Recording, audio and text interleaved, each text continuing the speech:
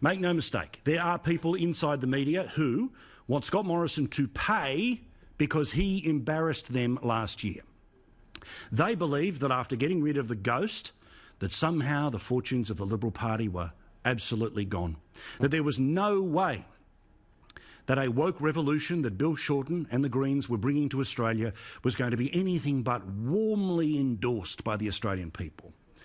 Now, it's old news now, but it still is relevant to mention that all of those people who decided to give them a kicking on the way out all predicted that it was inevitable. As we told you on this show, because we don't sit around on couches, we go out and hang out with normal people like yourself, that we could tell that something else was different. And we could tell what was coming. The people weren't willing to make that change, didn't want to make that change, and thought that the coalition were the right people to hold on to the joint for the next 3 years, chief amongst them, the Prime Minister. But those who have been embarrassed by their own lack of political form have, of course, taken it out on Scott Morrison over summer, blaming him for every single little thing, deliberately confusing what are state and federal responsibilities. But I quite deliberately say that they are going to try to create an Abbott-like atmosphere of darkness around this Prime Minister, that every decision is a mistake, that everything took too long, that everything was ramshackled, or when faced with a choice of a fork in the road, he always will choose the hard right wing. You know this because you've seen the reporting that happens on the 6pm news. You know this because you've seen what happened when it came to the insanity in and around the Green Revolution as a result of the bushfires. But if you want to see just one example of how nasty and how personal this stuff is going to get, let's have a look at the self-admitted liar, her own comments in promoting her book a few years ago, an absolute disciple of the ghost, and one of those inevitable cheerers, nasty Niki Savva. Here she was taking quite a few bites today on Channel 2. I think he went wrong from the very moment that he booked the holiday to Hawaii for the family.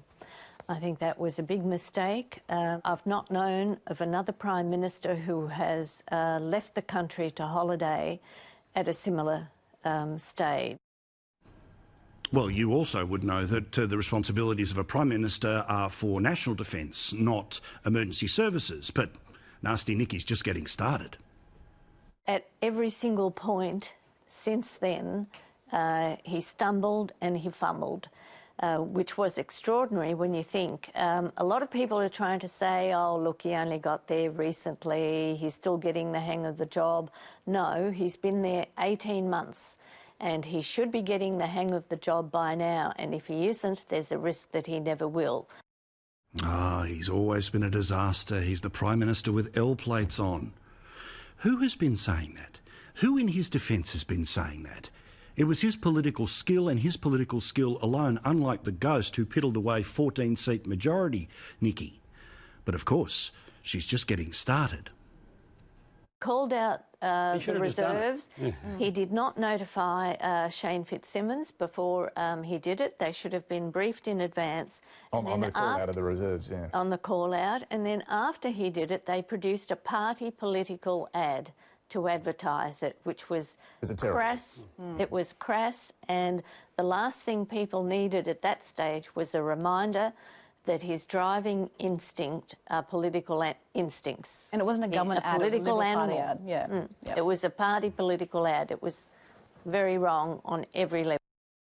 Nasty Nikki, fair dinkum. This self-admitted liar, she said it while promoting her book a few years ago, she can't wait to try to do to Morrison what they successfully did to Abbott.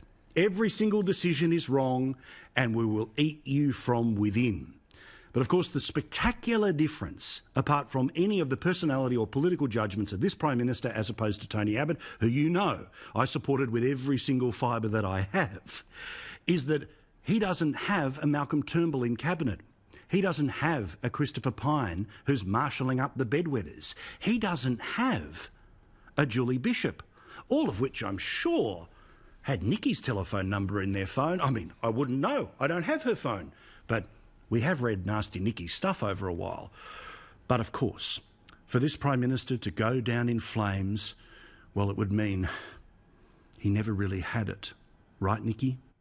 That he actually managed to stuff up a national crisis, which is something that is, you know, let's face it, tailor-made for national leaders, right? And at every point, to make a mistake during that, I think takes extraordinary talent.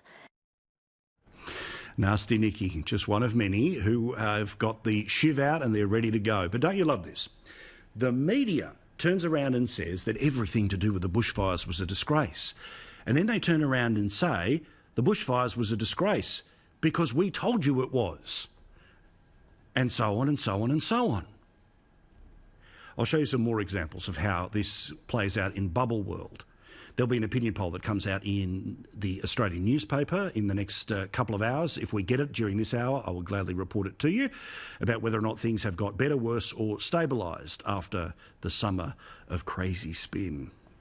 Hi, Nasty Nicky. Oh, by the way, she'll write a piece about this, which will be that I have no ratings or that I backed Malcolm Roberts in the High Court or all of the other things that, of course, are complete distractions from everything I've just told you. Self-admitted liar while she was promoting her own book.